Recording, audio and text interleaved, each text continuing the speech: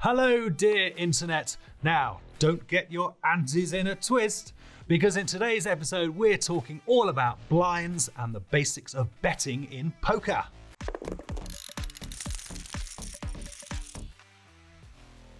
Hey internet, it's Ed here from CasinoHawks.com. Before we get into it, do me a favor and go all in by hitting that red subscribe button and giving that little notification bell a ring. And show this video to your auntie while you're at it.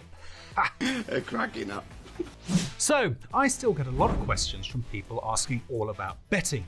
So for that reason, I decided to dedicate this video to blinds and antes, hopefully explaining the basics of betting in the process. So let's begin with what is an ante. Simply put, it's a mandatory bet or wager that you'll find in stud and draw poker games that each player is obligated to make before getting any cards or participating in the hand. Essentially, if you want to play, you have to pay. Now poker. The ante is usually a singular unit and should be the smallest value allowed at the table, typically £1 unless you're playing higher or lower stakes, or perhaps are participating in some kind of tournament with antes that increase over time. Without an ante, pots would be smaller, and ultimately you would have no financial incentive to play your weak hands and could fold and get out of a hand at no risk. I fold. What do you mean you fold? Hey, come on, what is this?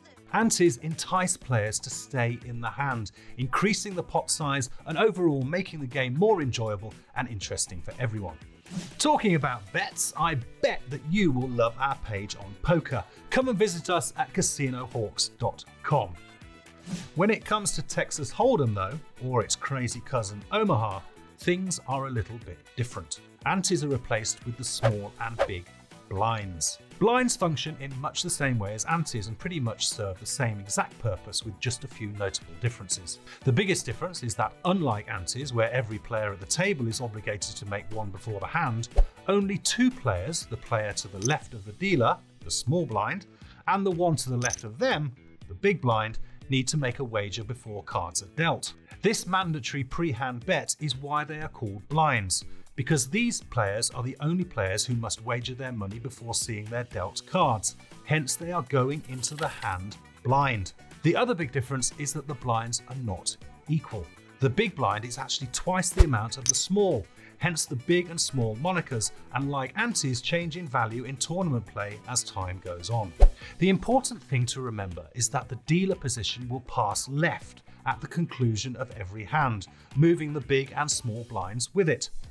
So a player who was the small blind before will become the dealer in the next hand, and the player to their left who was previously the big blind will now be the small, and ultimately the player to their left becoming the new big.